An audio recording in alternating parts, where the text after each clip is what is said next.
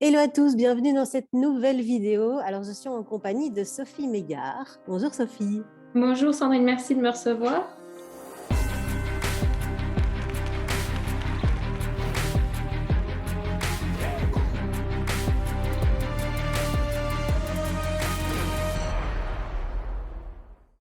Merci à toi d'avoir accepté cette invitation. Alors, je suis très heureuse parce que Sophie est une personne incroyable avec qui on travaille dans le Cercle Impact et qui, depuis des années, travaille par rapport à un travail très particulier qui se manifeste beaucoup dans le subtil, dans l'inconscient. Tu vas nous expliquer tout ça.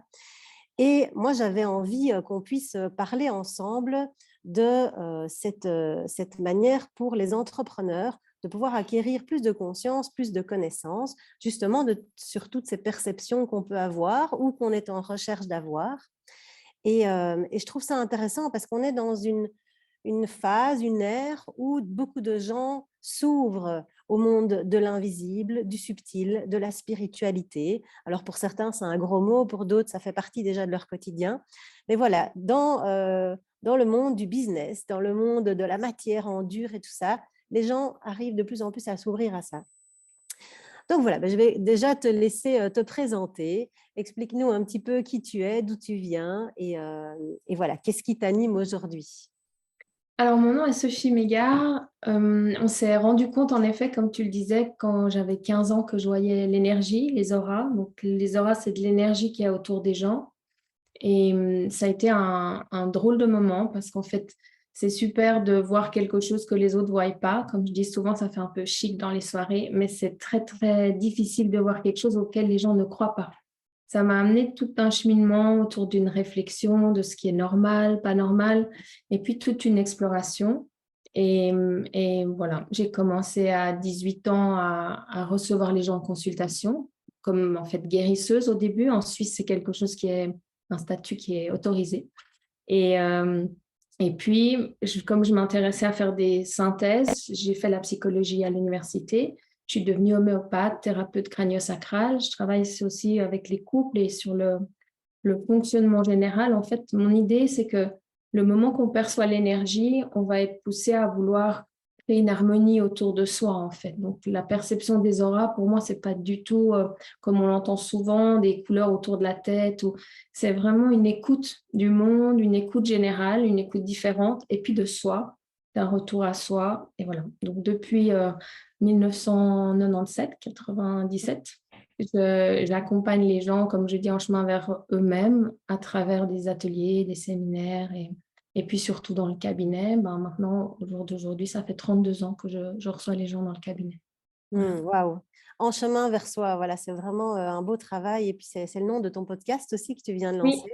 oui, tout à fait. Ouais. Donc, c'est effectivement un monde qui est très particulier, qui attire beaucoup l'attention. De plus en plus, j'entends des personnes qui veulent se faire accompagner dans cette énergie plus subtile, plus invisible, des personnes qui vont voir des médiums, qui vont vers la numérologie, l'astrologie, etc.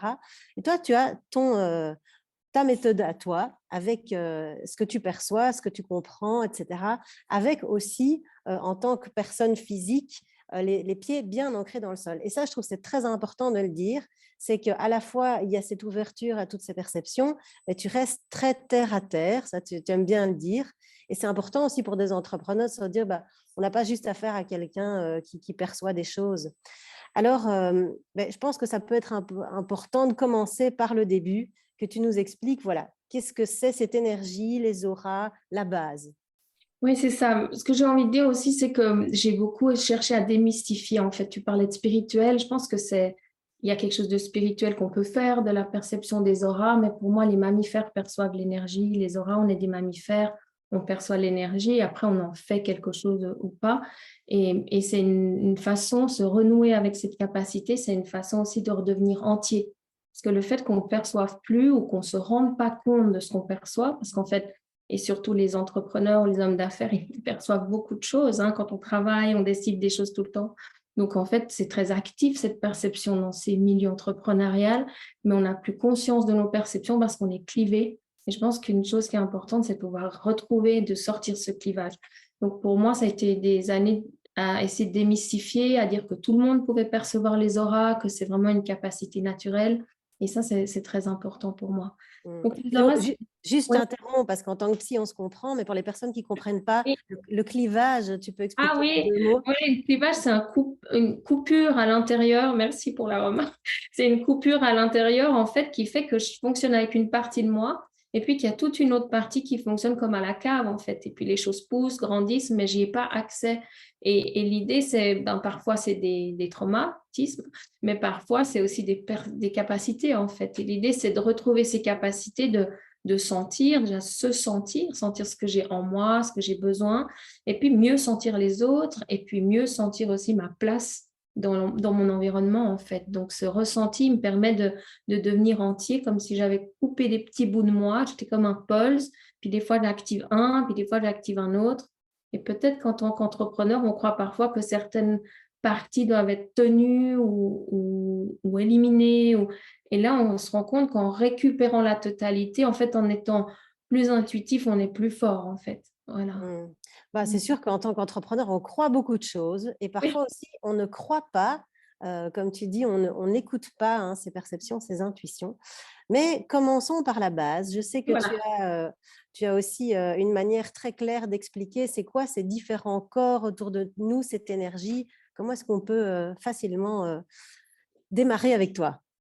Alors en fait, l'aura, c'est l'énergie qui est tout autour de nous. On pourrait imaginer qu'on est comme dans un océan, comme si on imagine un océan. Dans cet océan, il y a des tourbillons et chacun de ces tourbillons est une matérialisation. Il est fait de la même texture, de la même, d'eau quoi, comme l'océan, de la même chose, mais en fait, on le voit différemment dans l'eau, même si c'est la même texture, la même énergie. Et chacun de nous serait comme un tourbillon, chaque objet aussi, donc en fait une densification de l'énergie qui est autour de nous, qui va créer quelque chose de physique, de visible à l'œil nu. Mais autour de nous, autour de cet océan, il y a plus ou moins de subtilité. Donc cet océan très loin, c'est très subtil, et plus ça se densifie vers ce tourbillon, plus c'est dense, jusqu'à arriver à la densité physique. Et nos différentes couches, elles sont chacune de plus en plus dense vers le corps physique et de plus en plus subtile vers l'extérieur. Et nous, on est toujours baigné dans cette énergie qui va nous nourrir, mais qui va aussi, à travers nos couches, se densifier ou se matérialiser d'une manière personnelle pour chacun. Et donc, quand on peut connaître, sentir et se réapproprier ces différents niveaux de notre être, c'est comme si on retrouve la capacité de jouer comme une flûte dont on ne jouerait pas certains trous. Et puis là, on va rejouer avec toutes les couches. Mmh. Donc, la Donc c'est première, ça, au départ, c'est vraiment se dire nous, on a l'impression qu'on n'a qu'un corps, hein, notre corps physique, mais en fait, ces différentes couches, ces différents corps autour de nous. c'est ça.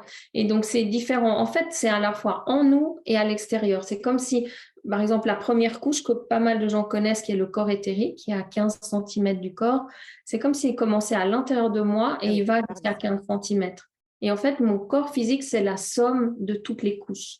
Et puis, plus je vais à l'extérieur, moins il y a de couches et plus c'est subtil. Donc, le corps éthérique, qui est assez concret hein, pour tout le monde, c'est le corps de vitalité. Le corps, en fait, de mon énergie vitale. Il a à voir avec mon système immunitaire, il a à voir mon équilibre vital à l'intérieur de moi. C'est le corps aussi qui fait filtre avec l'extérieur. Donc, en fait, quand il est en bonne densité, je vais avoir un tampon entre la réalité et moi, entre le quotidien et moi. Et plus je vais être, par exemple, fatiguée, pour les gens qui sont un peu comme en pré-burnout ou épuisés, plus la réalité va m'arriver à la figure. En fait, moins je vais avoir ce tampon qui me permet d'absorber à ma mesure et de ne pas être submergée par l'extérieur. C'est un corps qui est très important parce que c'est un peu comme si c'était un équivalent de notre système veineux en énergie, comme si dans tout notre corps, on avait l'énergie aller dans chaque organe, dans chaque cellule. Et quand ce corps est en défaillance, ben on va être épuisé, on va être agressé par l'extérieur, on va peut-être être plus malade, donc c'est un corps qui a vraiment une grande importance. La deuxième couche, c'est le corps astral, c'est le corps émotionnel. Donc, c'est là où sont stockées toutes nos mémoires, les mémoires de notre enfance, peut-être de notre vie fétale. Et en fait, ces mémoires, elles sont plus ou moins intégrées, plus ou moins digérées. Et quand elles ne le sont pas, ben, elles vont rester un peu comme on disait avant à la cave et puis sortir spontanément ou impulsivement, plutôt impulsivement, à des moments où ce n'est pas forcément adéquat. Donc, ce corps-là, il peut être plus ou moins une ressource créative ou une limite pour nous parce que remplie de choses non digérées. Donc, ça veut dire qu'on a les émotions à l'intérieur de notre corps physique, hein, qu'on ressent, et forcément, ça veut dire qu'il y aurait comme une extension de ces émotions de manière beaucoup plus large en dehors du corps physique. Oui, je pense que c'est assez abstrait, en effet, mais c'est difficile à expliquer. C'est pas forcément que l'émotion, elle est stockée en dehors du corps physique, parce que c'est pas que la couche, c'est uniquement ça, mon corps astral. Le corps astral, il est dans mon corps et puis il déborde de mon corps. C'est ça, Donc, il déborde, oui. ouais, dans chaque cellule de mon corps, dans chaque partie de mon corps, il y a cette énergie d'émotion. On peut dire, chacune de mes cellules a un corps éthérique, un corps astral, un corps mental. Mm. Et puis ce corps, mais on ne peut pas le représenter parce qu'il faudrait un truc en 3D interpénétré et c'est pas faisable. Moi, j'ai des petits cartons parfois, c'est voilà, mais on doit comme l'imaginer, c'est comme un hologramme, tout est interpénétré et mon corps physique est la somme de tous mes corps. Donc il y a ma vitalité, il y a mon émotionnalité dans mon corps physique et après ça déborde, c'est plus large que moi, mais c'est dans mon corps en fait. Et mais dans cette énergie qui est plus large que mon corps physique. On pourrait donner une image, je ne sais pas si elle est parlante là, mais on pourrait dire, on imagine toujours notre âme comme un petit point dans notre corps, alors que c'est notre corps qui est un petit point dans notre âme, en fait.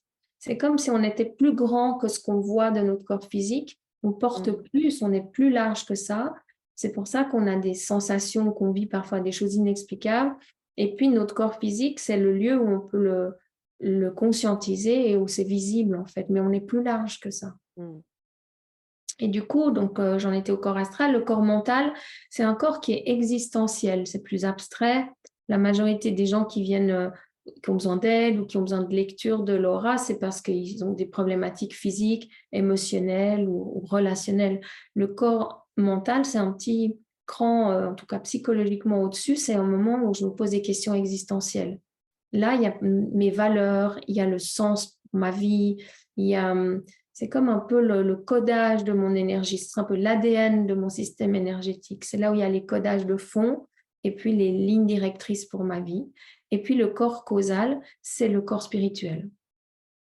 Voilà, pour la Mm. généralité. Donc, on vit avec ces différentes dimensions de nous et l'idée, c'est pas d'en valoriser une plus que l'autre, c'est d'arriver à un équilibre où je vis à travers ma journée, un peu plus là ou un peu plus là, comme j'utilise un peu plus ma main ou un peu plus mes pieds selon ce que je fais, mais les pieds et les mains disparaissent pas quand j'en ai pas utilité et peut-être même ma conscience de mes pieds et de mes mains disparaît pas. Pas toujours, mais voilà. Donc là, une conscience plus large de différentes couches de moi-même. Magnifique. Ben, merci pour cette explication théorique au départ, on va dire, hein, parce que c'est vrai que ce n'est pas facile à imaginer, en plus, hein, quand tu parles de ces hologrammes qui s'interpénètrent. Et en tout cas, voilà, déjà pour moi, avoir la conscience qu'on n'a pas qu'un corps physique, je trouve que c'est très intéressant. Et puis, il y a aussi une connaissance qu'on peut développer, qu'on peut approfondir. Il y a beaucoup de gens qui viennent en stage ou en formation chez toi, pas seulement pour faire une lecture d'aura, mais aussi pour apprendre tes techniques. Et moi, je trouvais ça intéressant de ramener ça à ce niveau entrepreneurial parce que on a conscience déjà de beaucoup de choses qui se passent dans notre monde extérieur matériel. Mais comment est-ce qu'aujourd'hui, en ayant de la connaissance et de la conscience de ces différentes couches, de ces différents corps, en tout cas qu'on est plus grand qu'un corps physique, qu'est-ce que ça peut nous apporter en tant qu'entrepreneur? Alors, peut-être que je peux proposer, plutôt qu'essayer d'imaginer des couches autour de nous, peut-être d'imaginer des dimensions intérieures. Et puis, tant pis si elles dépassent ou elles ne dépassent pas, on s'en fout un peu. Mais de se dire, OK, j'ai des dimensions à l'intérieur de moi qui sont différentes. Et on peut dire, voilà, chacune de ces dimensions, et on peut les voir pour les entrepreneurs. La première chose dans le corps éthérique, donc cette dimension physico-éthérique, qui est en fait ma vitalité, comme je disais avant, pour l'entrepreneur, elle est cruciale. Parce qu'en fait, c'est ce qui me permet de matérialiser. J'ai des idées qui viennent dans plutôt ma dimension astrale, émotionnelle, et puis des intuitions, des projets. Et puis, c'est dans mon domaine éthérique, physique, que je vais pouvoir matérialiser, concrétiser. Donc, un entrepreneur qui aurait un corps éthérique qui n'est pas assez dense, qui aurait cette dimension-là qui n'est pas assez habitée, il pourrait avoir plein d'idées, plein de projets, les mettre dans tous les sens, mais pas arriver à matérialiser les choses. Pareil pour un artiste, pour un peintre. Donc, c'est cette dimension, pardon, c'est cette dimension de nous qui va permettre la matérialisation, la concrétisation, qui va nous permettre de faire face au monde, en fait. Et dans ce sens-là, il a un lien avec ça, mais il a aussi un lien avec l'énergie vitale et un entrepreneur qui dormirait pas bien, qui serait pris dans une course en avant pour faire des projets, qui n'a plus de respect des lois en fait vivantes en lui, de dormir, de manger à un certain rythme, va avoir un épuisement qui va s'installer là. Le corps éthérique en fait va souffrir, si on peut dire, la dimension en lui éthérique va souffrir de ça, et puis il va commencer à se déliter. Et moins j'ai de corps éthérique, moins j'arrive à être avoir ce filtre avec l'extérieur, donc plus je suis percutée par les événements et on rentre dans ce cercle vicieux où je m'épuise et puis parce que je suis épuisée, je prends plus soin de moi et ainsi de suite. Donc par exemple, des techniques où on renforce son corps éthérique ou son ancrage peuvent permettre de sortir de ces boucles-là, de se rappeler cette dimension-là à nous et puis la réhabiter avant d'aller dans un mal-d'être. On sait qu'il y a, je crois, on dit 70% des entrepreneurs qui sont à la limite au niveau de leur santé, au niveau de leur équilibre. Et donc, c'est vraiment important de pouvoir conscientiser ça. Donc, c'est ça dépasse le corps physique, cette fatigue, ce manque de vitalité. Et donc, voilà, c'est important. Déjà, peut-être, tu peux rappeler les signes, ces observations. Donc, il y a de la fatigue, le fait de ne plus Alors, respecter ses cycles de sommeil. oui, puis d'être pris dans une avalanche où je vois que je respecte pas, mais je pousse un petit peu et puis il n'y a plus de limite, j'ai plus de points en fait, je déborde, je déborde, je déborde et puis je me vois un peu couler ou je me vois plus, mais en fait, j'arrive plus à m'arrêter. Il y a de la fatigue, On se sent un peu au bord du précipice, comme ça. ouais, parfois la tête aussi qui devient floue, c'est pas clair les idées. Il y a des gens qui en arrivent à oublier des choses et c'est important de pouvoir revenir en arrière, c'est de pouvoir faire une pause et de pouvoir, voilà, bien sûr que ça va avec la nourriture, l'alimentation, enfin dormir, mais c'est vrai que si on a en plus des techniques, donc si on médite par exemple, le corps éthérique devient plus dense. Quand on va marcher dans la nature, surtout vers les pierres, le minéral amène beaucoup de densité au corps éthérique. Le fait aussi de pouvoir se poser intérieurement, le fait de jardiner, d'être dans la terre, d'aller dans la forêt, ce genre de choses, ça va renforcer le corps éthérique, ça va aider à retrouver un rythme. Magnifique. Donc, c'est ça. Revenir à l'intérieur, méditation, connexion à la nature, tout ça pour renforcer le corps éthérique. Oui, prendre Ok, soin de nos oui, pardon, prendre soin de nos rythmes aussi. Ouais. ouais. Le corps astral, lui, c'est l'émotionnel en fait. Et si mon émotionnel n'est pas digéré, c'est-à-dire si je ne laisse pas bien circuler mes émotions, il va y avoir des blocages en moi et ça va amener à des extrêmes. Par exemple, la tristesse qui ne circule pas amène de la dépression, la colère qui ne circule pas peut amener de la violence.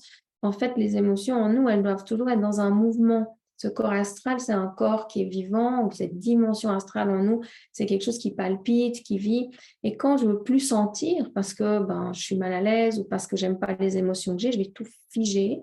Et quand je fige tout comme ça, quand il n'y a plus de circulation, mes émotions, elles vont être poussées au fond, comme on mettrait le pied sur un ressort et on va devenir très pulsionnel. On va commencer à en fait exploser. Ça peut être dans la tristesse ou dans la colère, mais à devenir explosif, à avoir des paroles qui nous débordent, à peut-être être réactif avec un client, à plus supporter un email, à devenir en fait, à sortir d'une spontanéité qui est libre, qui est fluide, pour arriver dans une impulsion qui me fait faire des choses que je peux regretter. Et alors que plus pour des entrepreneurs, moi je suis aussi parfois des politiciens, c'est très important de pouvoir canaliser cette partie-là, très impulsive, très explosive, parce qu'on est confronté à beaucoup dans les rapports aux clients, dans ce qu'on reçoit, de confrontation, dans les rapports aux employés, si on en a, on va être confronté constamment émotionnellement. Plus j'ai nettoyé cette couche émotionnelle en moi, plus je peux la libérer ou la conscientiser, si j'ai beaucoup d'émotions, plus je vais être fluide dans mes interactions. Donc, c'est ça. Et puis, c'est vrai qu'en tant qu'entrepreneur, on est parfois confronté à des nouvelles contraintes, des nouvelles lois. Ça peut susciter beaucoup de colère. Et puis, il y a aussi la peur. Parce qu'en tant qu'entrepreneur, on ne sait pas quelle sauce on va être mangé. Est-ce qu'on va retrouver des clients facilement? Est-ce que les clients vont être satisfaits?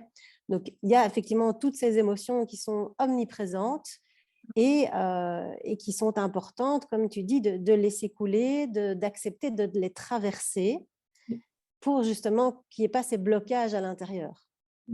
J'ai envie de dire que les traverser, parce que parfois ça fait peur à certaines personnes, ça ne veut pas dire les revivre difficilement pendant des heures, en fait. Mm. Une émotion qu'on revit, c'est 5-10 minutes quand on touche au bon endroit. Si elle dure plus longtemps, c'est comme une mise sous perfusion. Je suis dans l'émotion, puis comme je ne vais jamais au bout, elle revient, elle revient. Donc une émotion qui se libère, c'est vraiment quelque chose que je ressens, que je conscientise, qui est comme une vague. Et puis en 10 minutes, il y a quelque chose qui a circulé.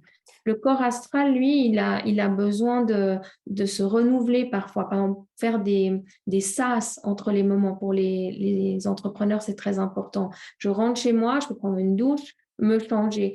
Ou si on travaille à la maison, changer nos habits, changer nos lieux de travail dans la maison, de manière à créer des sas, des changements pour notre cerveau, de ne pas être dans une ligne droite où c'est une course en avant, en fait. Donc, la douche, le changement d'habit, le changement de lieu, passer un peu, prendre l'air sur le balcon ou dans le jardin. Couper un peu, changer de planète, quoi. Oui, exactement. Faire des sas de respiration. Top, ça c'est effectivement, c'est très précieux. C'est de se dire, il faut qu'il y ait une coupure entre le moment où on était dans quelque chose de professionnel, puis peut-être plus familial, personnel. Oui. Et effectivement, comme tu le dis, c'est vrai, on peut changer de vêtements, changer de pièce, changer de lieu et Parce que, conscientiser ce sas. oui, parce que parfois on ne peut pas de sas parce qu'on pense qu'il faut une demi-heure, on n'a pas le temps, il y a trop à faire. Et en fait, un sas, ça peut être 3 minutes. Ça peut être 3 minutes, je vais sur le balcon, je prends 3 respirations profondes. Ça peut être 2 minutes, je m'assois, je bois un thé, mais à un autre endroit que d'habitude, pas en faisant quelque chose. C'est Écouter de la suffisant. musique. Oui, oui. De très petits moments où danser, hein, même de manière libre, 1-2 minutes, ça va stimuler l'énergie. C'est comme si on secoue le sac. Je ne sais pas si vous jouez au loto aussi en Belgique, mais on secoue le sac comme ça, tout revient à zéro et puis après, on continue, quoi. Oui. Nouvelle donne. C'est ça, exact. Le Génial. corps, le corps mental, lui, c'est un corps existentiel. Il a à voir avec le sens. On est sur quelque chose moins quotidien, mais très, très, très important. En tant qu'entrepreneur, si je perds le sens, parfois j'ai rêvé d'une entreprise, j'ai rêvé de quelque chose, je le fais, et tout d'un coup, je me rends compte que ce n'est pas comme je voulais. J'avais un patient, il voulait faire une entreprise pour faire des tours en bateau, et puis il s'est rendu compte au bout de 2 ans qu'il n'allait plus sur un bateau, il faisait que de la paperasserie, il n'avait plus aucun goût en fait, mais il n'arrivait pas à lâcher parce qu'il avait passé des années à mettre en place son rêve. Et le corps mental, notre dimension mentale nous amène à ça existentiel. Est-ce que je trouve du sens encore? Est-ce que ce que j'avais comme projet a encore du sens? Est-ce que ça va être mes valeurs? Parce que s'il n'y a pas de sens, ça va faire une suite. Mes émotions vont plus circuler, ma vitalité va baisser, et puis on est dans la boucle dont on parlait avant. Et donc, c'est très important de revenir régulièrement, prendre un moment par semaine, par mois pour retrouver le sens, pour poser le sens, pour faire peut-être des boards, là, des collages pour ceux qui aiment ça, ou Des juste tableaux de vision. un tableau de vision, ou juste sur un cahier, écrire des mots-clés. Parfois, il y a certains hommes d'affaires, ils n'aiment pas trop aller faire des collages et ça va très bien. Je prends un papier, je fais juste une liste avec des bullet points, mais juste c'est quoi mes valeurs du mois et puis de pouvoir, voilà. Toi, tu offres très, très bien ça, ces moments de retrouver hein, la connexion pour le mois qui vient. Ça, c'est vraiment quelque chose qui fait vibrer notre dimension du corps mental. C'est ça, c'est cette notion de remettre de la clarté quand on sent qu'on perd le sens, qu'il n'y a Oui, plus le goût qu'on avait avant, du coup on perd un peu tout ce qu'on avait comme papillon dans le ventre, ça s'éteint. oui. Donc c'est ça, c'est de remettre, prendre du temps pour se poser, écrire ou imager. Oui, se reconnecter au sens profond qu'il y a derrière tout ça, au fil rouge qu'on a dans notre vie et au pourquoi, en fait. Souvent, c'est des choses qu'on a rêvé enfant ou de pouvoir se reconnecter à ça. Oui. Hmm. Top. Et le dernier corps est beaucoup plus, il est spirituel, c'est le corps causal, c'est notre lien à ce qui est plus grand, le fait de se sentir dans une dimension plus grande que nous, de, on n'y croit pas, quoi que ça veut dire, hein, c'est pas forcément une vision de Dieu, ça peut être la nature, ça peut être la vie, ça peut être la planète, mais d'avoir une idée de s'inscrire dans quelque chose de grand. C'est un peu comme une brique dans un mur, en fait, elle fait partie d'une totalité. Elle n'est pas indispensable. Si on change la brique, on peut mettre une autre brique. Mais si on change cette brique, ce mur ne sera plus jamais le même mur. Et en fait, on est nécessaire à la vie comme elle est maintenant. S'il y a une seule personne de nous qui n'est plus là, c'est pas la même vie, c'est pas la même planète, c'est pas la... On a vraiment une nécessité d'existence. Et quand on peut se reconnecter à cette sensation d'être dans un ensemble de gens nécessaires, on est moins rapetissé, rattrapoté, comme vous dites en Belgique, ratatiné, et on peut reconnecter à quelque chose de plus grand en nous et à l'extérieur de nous, et puis sentir la connexion avec les autres. Tu m'as parlé, quand on parlait d'entrepreneurs, de l'isolement des entrepreneurs. Mmh. Et c'est aussi une façon de se sentir lié avec un tout, avec une totalité, de reconnecter avec cette chose du clan, des tribus qu'on avait avant, qui nous reconnectent en fait à l'humanité, si on peut dire. Et Et c'est ce vraiment, besoin d'appartenance qui est oui, fondamental pour l'être humain. oui, et de sentir on n'est pas juste une petite chose isolée et puis avec des problèmes à résoudre, mais on est quelque chose dans un espèce de mystère qu'on vit et connecté avec plein de gens qui sont dans ce mystère en fait. Et on est quelque part tous à pas tellement savoir et puis on construit, on co-construit et c'est assez magique en fait. Donc ce Donc là, pouvoir. on est dans cette notion de contribution vraiment à plus grand. Oui, et aussi dans la contribution de ce que je donne, mais aussi que je puisse recevoir le fait que j'ai du sens, que je fais partie d'une totalité, que je suis connectée à d'autres choses, parce que notre cerveau, il a été construit pour être connecté. On est des animaux sociaux, on a besoin de connexion, on a besoin d'appartenir, comme tu dis, et quand ça s'est coupé, on peut être dans un isolement qui nous fait perdre du sens, qui nous amène à plus vivre nos émotions de manière libre et qui amène à une dévitalisation, à une fatigue. Et c'est comme ça qu'il y a une espèce d'effet domino qui peut. Mmh.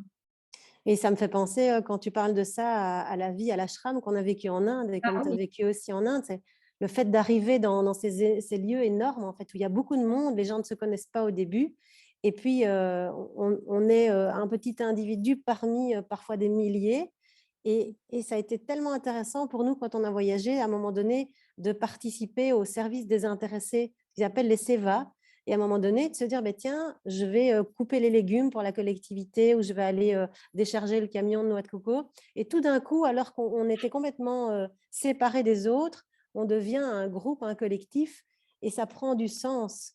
oui. Oui, et c'est pour ça qu'on a besoin aussi en tant qu'entrepreneur, comme vous vous proposez, de se réunir avec d'autres entrepreneurs, en fait, pour se sentir faire partie d'une collectivité, parce que dans l'entrepreneuriat en ligne, comme ça, les gens peuvent être très isolés, hein, et Mmh. c'est vraiment nécessaire de sentir ce plus grand que nous. On a besoin d'être, en fait, un peu d'être une petite partie, parfois, ça apaise une partie en nous de se sentir entouré comme ça. Mmh. Ouais. Waouh, ben c'est passionnant, hein. Donc si on reprend, ce que tu disais au début, voilà, d'abord la vitalité, l'énergie, donc vraiment prendre soin de ça, en termes de moments pour soi, de moments pour se ressourcer. Puis il y avait cette notion de sas, de faire un sas, hein, entre différentes expériences, différentes activités pour, le corps, astral, c'est Ah ça? ouais, émotionnel, ouais, c'est ça. Voilà, le corps émotionnel astral. Et puis, on a parlé aussi de la reconnexion à la nature, de pouvoir vraiment utiliser ces aspects-là, les minéraux, pour se recentrer. Et puis, alors rappelle-moi, qu'est-ce qu'il y avait d'autre? Ensuite, le sens, C'est au ça, le niveau du sens. mental, le sens, oui. Donc là, c'était ce travail de se reconnecter à son pourquoi de temps en temps. Oui, oui, oui, aux valeurs et au sens. Et puis au niveau de cet aspect plus spirituel, même si on n'a pas de croyance spirituelle, de se sentir faire partie d'un tout, de se relier à d'autres, d'être dans une connexion, C'est ça, d'être dans une recherche aussi active, peut-être d'aller rejoindre des groupes, enfin voilà, une famille, un clan, comme tu disais, pour répondre à ce besoin d'appartenance et aussi enfin, peut-être guérir ce sentiment de solitude de beaucoup Oui, d'entrepreneurs, quoi. oui, parce qu'on est fait pour être connecté, en fait, pour être en connexion, hein. Notre Mm. cerveau a été construit pour être en connexion. Notre cerveau est le seul organe qui se régule par l'extérieur et on a besoin de cette connexion pour s'inspirer les uns les autres. Oui. Ouais, c'est ça, hein, surtout par le feedback qu'on va recevoir, ça nous aide aussi beaucoup dans notre transformation. Waouh! Bon, ben, c'est passionnant. Merci pour toutes ces Merci. clés qui, voilà, qui sont très, très bien, structurées et qui donnent, voilà, des bons indices aussi pour recalibrer, nos vies, palpitantes d'entrepreneurs et d'entrepreneuses. Oui. Alors, beh, dis-nous où est-ce qu'on peut te retrouver pour continuer à te suivre et peut-être même approfondir avec toi? Alors, j'ai ce podcast dont tu as parlé, que j'ai lancé le 27 janvier. Il s'appelle En chemin vers soi-même, qu'on retrouve sur Spotify, sur Google Podcast, Apple Podcast très facilement. Je donne des séminaires. Pour l'instant, je relance les séminaires en présentiel, un peu post-Covid, comme ça, en Belgique. Pas encore, malheureusement, mais en Suisse. Et puis, on m'a demandé aussi d'aller à Paris, donc ça sera un peu sur la francophonie. Là, à la fin de ce mois, moi, je vais avoir le premier présentiel en Suisse, donc la reprise. Je donne aussi des retraites qui s'appellent On chemin vers soi-même, où on travaille ces différents aspects à travers le mouvement, de la danse, du mouvement, des danses tournantes, de la méditation. Et puis, je reçois dans mon cabinet à Genève, mais aussi en déplacement, et puis en Zoom. Je peux faire des lectures d'aura, des suivis, de la thérapie de couple, différentes choses. J'imagine que sous la vidéo, vous trouverez mon site internet où il y a aussi toutes Tu les lis dans informations. mes pensées, j'allais… Et puis, nouvellement, j'ai commencé à mettre des lives. Je fais des lives, parfois des Facebook Live. Donc, j'ai une page Facebook Pro, vous mettrez aussi. Et j'ai mis ces lives sur YouTube. Donc, je suis en train de commencer cette chaîne YouTube pour pouvoir mettre là des vidéos sur les auras, répondre aux questions des gens. Et puis, j'ai une communauté actuellement sur Facebook qui s'appelle En chemin vers soi-même, sur lequel on peut accéder, qui est un groupe fermé, dans lequel je fais des vidéos, des petits moments avec les gens. Tous les mardis, je parle d'un livre que j'ai lu. Et voilà, il y a des Waouh. Donc, choses. Sophie faisait du travail dans son cabinet, puis elle faisait des petits groupes. Aujourd'hui, on te retrouve partout. Donc, peu importe sur quels réseaux sociaux on est, on peut te retrouver. Ça va être marqué sous la vidéo. Effectivement, tu vas pouvoir nous donner tous tes liens. Merci énormément pour ton partage, tous ces trucs, astuces, ces exercices pratiques pour nous, entrepreneurs. Et on te retrouve eh bien, pour ce prochain stage et pour des prochaines vidéos. Merci beaucoup. Merci Sophie. Marine, au revoir.